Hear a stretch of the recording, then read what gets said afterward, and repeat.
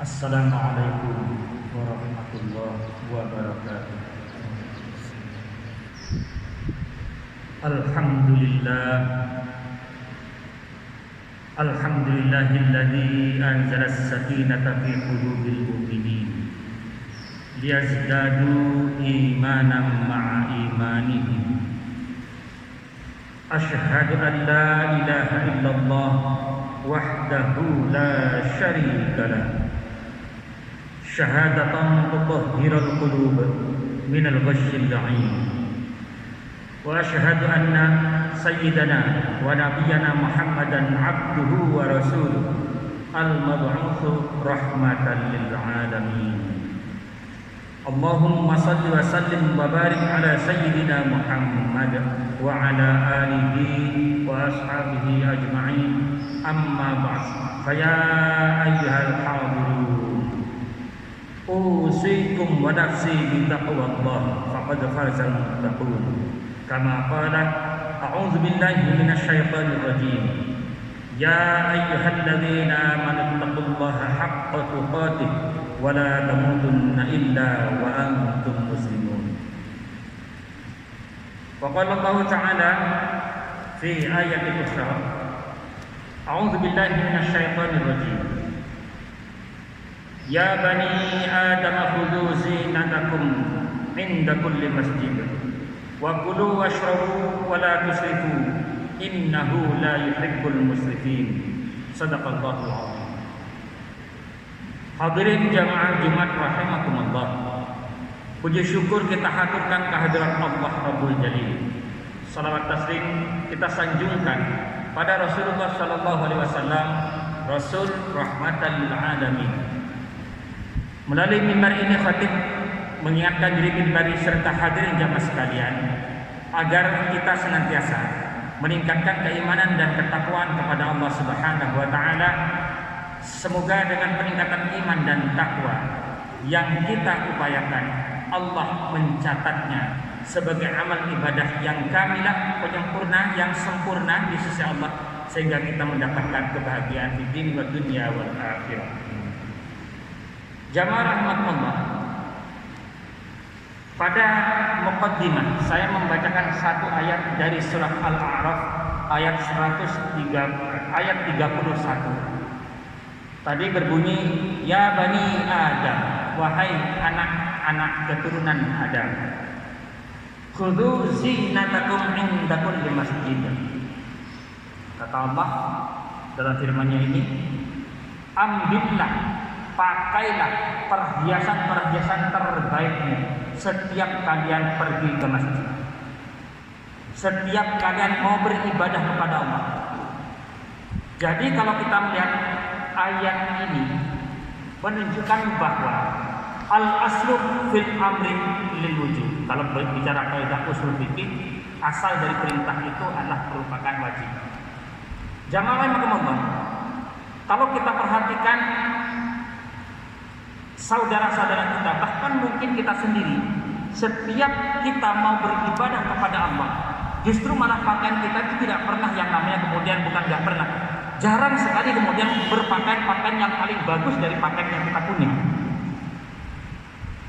Padahal ayat ini memerintahkan kita untuk berpakaian yang rapi, berpakaian yang bagus. Coba bayangkan, kalau kita menghadap kepada Pak RT saja dengan berpakaian, kita sungkan untuk memakai mungkin kaos oblong, gitu ya. Bahkan kita harus pakai pakaian yang rapi.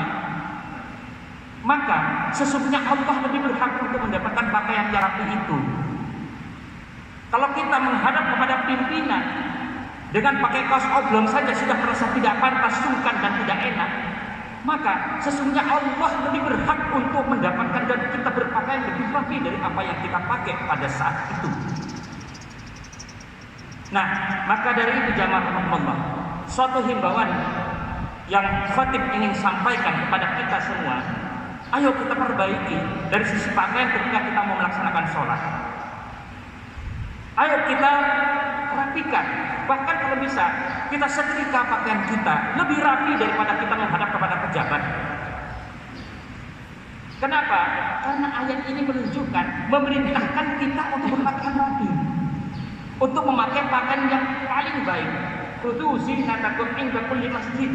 Kata Allah, ambil pakaian-pakaian yang bagus, pakaian-pakaian perhiasanmu itu setiap kalian masuk ke masjid, setiap kalian mau melaksanakan ibadah, mau melaksanakan sholat kepada Allah, menghadap kepada Allah Subhanahu wa Ta'ala. Insya Allah, kalau selama ini mungkin kita terlalu lalai untuk tidak berpakaian rapi ketika kita sholat, insya Allah mulai hari ini mudah-mudahan kita semuanya tergugah, karena ini adalah perintah dari Allah Subhanahu wa Ta'ala untuk berpakaian, setiap kita sholat berpakaian yang paling baik. Yang lebih ironi jamaah Allah, sarung yang kita pakai mungkin bukan sehari dua hari kita kemudian ganti, mungkin seminggu baru kita ganti, baru kita cuci. Padahal kalau pakaian yang kita pakai untuk pakaian kerja, sehari kita pakai mungkin kita sudah ganti. Kenapa kepada Allah kita kok enggan, kok malas untuk ganti pakaian, untuk mencuci pakaian yang kita miliki, yang kita gunakan untuk sholat? Jamaah, ini kecil perintah ini memang, tetapi hakikatnya sangat besar. Karena ini adalah berarti sekarang kita tinggal prioritaskan lebih prioritas mana antara kepentingan Allah dengan kepentingan sesama manusia. Kalau kita masih lebih mengutamakan kepentingan manusia hanya dalam masalah pakaian, berarti Allah dikalahkan oleh kepentingan manusia daripada kepentingan Allah Subhanahu wa Ta'ala. Bayangkan, pantas kalau samanya Allah kemudian kurang memperhatikan kita dalam setiap gerak langkah kita. Pantas kalau Allah Subhanahu wa Ta'ala kurang memberikan suatu perhatian khusus kepada kita kalau kita sendiri sudah kurang memperhatikan kepada Allah. Makanya in tansur yansurkumullah fala ghaliba. Jika kita menolong agama Allah, Allah akan menolong kita. Maka jangan ragu kalian untuk melaksanakan itu.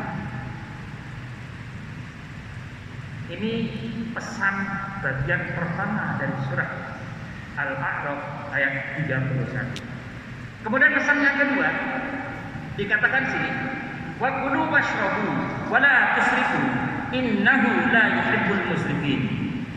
Pesan yang kedua pada ayat ini, maka dan makanlah serta minumlah dan jangan sekali-kali Anda berlebih-lebihan. Sesungguhnya Allah tidak menyukai orang yang berlebih-lebihan.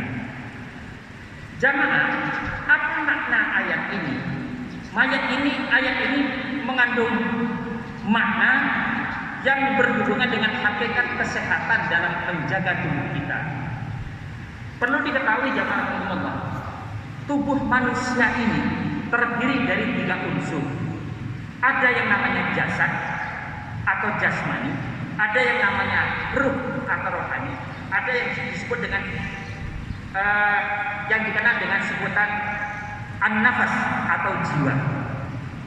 Kalau kita berbicara lebih rinci tentang an-nafas maupun tentang ruh, maka tentunya di atas mimbar yang singkat ini tidak memungkinkan untuk memberikan penjelasan. Maka yang paling penting fokuskan adalah yang disebut dengan jism atau jasmani.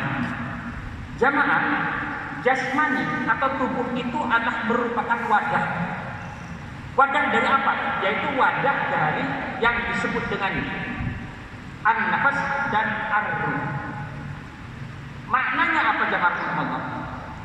An-nafas atau jiwa dan ar-ruh atau ruh dan ruh itu ya, atau ruh ya, itu akan tetap bertahan lama di jism itu atau di jasad itu ya, dari jasmani itu, manakala jismnya ini kuat, manakala jismnya ini sehat, manakala jismnya ini tidak ada boroknya.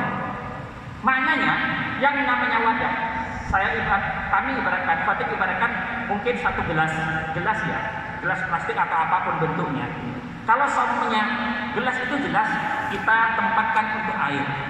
Manakala terjadi bocor gelasnya, pasti air itu akan meninggalkan gelas itu. Nah, begitu juga tubuh kita.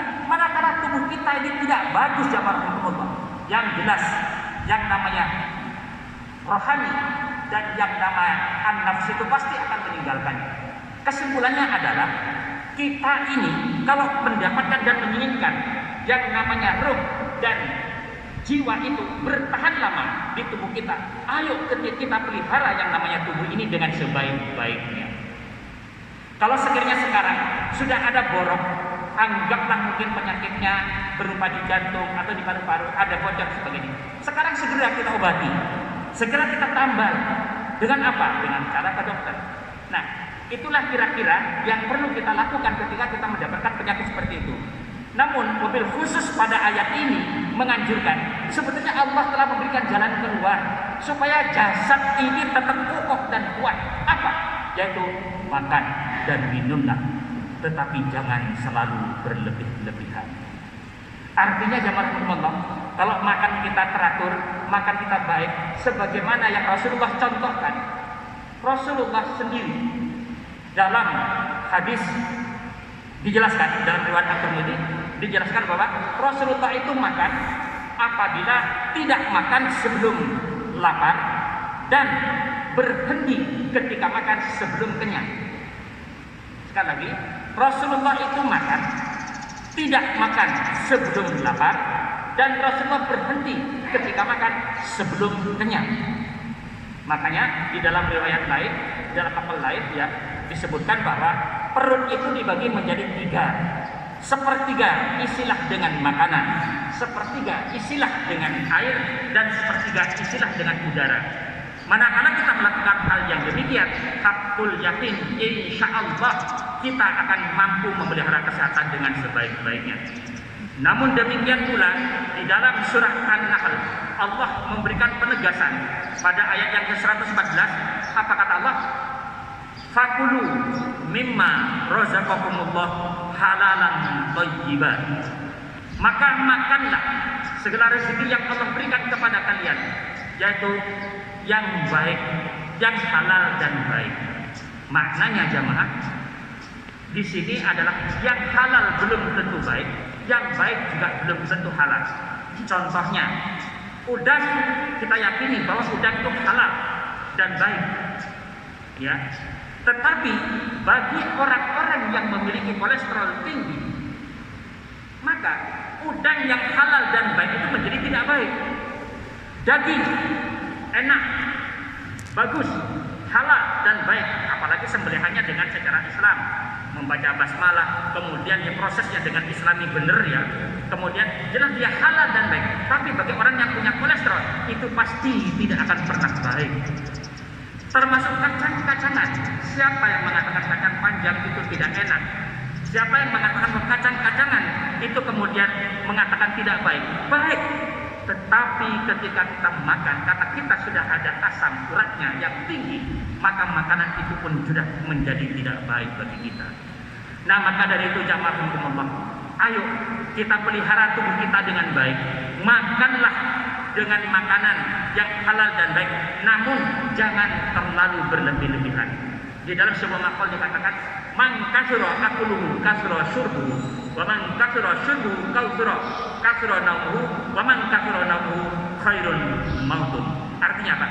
Barang siapa yang banyak makan, biasanya dia akan banyak tidur, pengantukan. Yang banyak tidur, biasanya dia itu barang siapa yang banyak makan, dia akan banyak minum. Dan barang siapa yang banyak minum, pasti dia akan banyak tidur, artinya pengantukan tadi. Dan barang siapa yang selalu dan banyak tidur itu, dia, kata sebuah maqal dikatakan, lebih baik mati. Maknanya bahwa kehidupan tidak akan pernah membawa manfaat kepada orang itu apabila kerjanya cuma hanya makan dan minum saja secara berlebih-lebihan. Mudah-mudahan kita mampu melaksanakan apa yang Allah titahkan di dalam ayat ini. Yang pertama, kalau kita melaksanakan sholat, berpakaianlah dengan pakaian yang rapi. Yang kedua, kalau kita makan dan minum, mana kita makan dan minum, jangan terlalu berlebihan. Karena tubuh kita ini punya hak untuk mendapatkan perlakuan yang baik.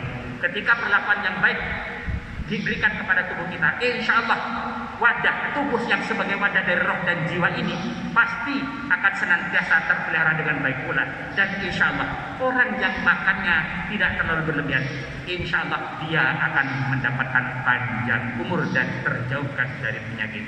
Semoga Allah Subhanahu wa taala memberikan taufik dan hidayah kepada kita sekalian.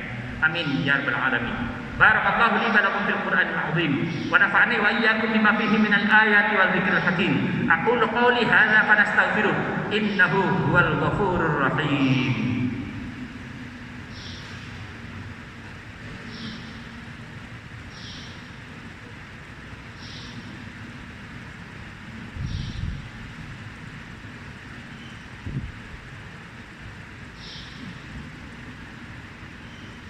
Alhamdulillahirabbil alamin wala udwana illa 'alal zalimin. Asyhadu an la ilaha illallah wahdahu la syarika lah wa asyhadu anna sayyidana wa nabiyyana Muhammadan 'abduhu wa rasuluh. Allahumma salli wa sallim wa barik ala sayyidina Muhammad wa ala alihi wa ashabihi ajma'in. Amma ba'd. Fa ya ayyuhal hadirun ittaqullaha haqqat taqwa la'allakum turhamun. وقال الله تعالى في القرآن العظيم أعوذ بالله من الشيطان الرجيم بسم الله الرحمن الرحيم إن الله وملائكته يصلون على النبي يا أيها الذين آمنوا صلوا عليه وسلموا تسليما. اللهم صل وسلم وبارك على سيدنا محمد وعلى آل سيدنا محمد كما صليت على سيدنا إبراهيم وعلى آل سيدنا إبراهيم وبارك على سيدنا محمد وعلى آل سيدنا محمد كما باركت على سيدنا إبراهيم وعلى آل سيدنا إبراهيم في العالمين إنك حميد مجيد. اللهم بارك على الخلفاء الراشدين أبو بكر وعمر وعثمان وعلي وعن سادتنا أصحاب رسول الله أجمعين. اللهم اغفر للمؤمنين والمؤمنات والمسلمين والمسلمات الأحياء منهم والأموات إنك سميع قريب مجيب الدعوات يا قاضي الحاجات ويا غافر الذنوب والخطيئات برحمتك يا أرحم الراحمين. اللهم اغفر لنا ذنوبنا ولوالدينا وارحمهم كما ربونا صغارا. رب اجعلنا مقيم الصلاة ومن ذريتنا ربنا وتقبل دعاء. ربنا آتنا في الدنيا حسنة وفي الآخرة حسنة وقنا عذاب النار. ولذكر الله أكبر والله يعلم ما تصنعون.